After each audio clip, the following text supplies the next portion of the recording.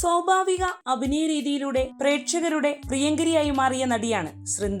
ഇപ്പോഴിതാ തനിക്ക് പുറമേ നിന്നുള്ളതിനേക്കാൾ വിമർശനവും അഭിപ്രായവും ലഭിക്കുന്നത് തന്റെ കുടുംബത്തിൽ നിന്നാണെന്ന് പറഞ്ഞിരിക്കുകയാണ് സൃന്ദ.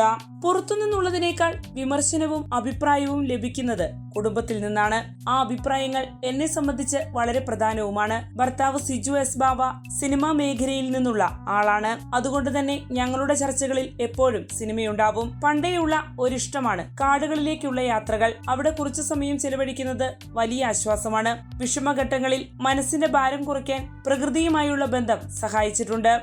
ഒറ്റയ്ക്കിരുന്ന് സംസാരിക്കുന്ന ശീലം എനിക്കുണ്ട്.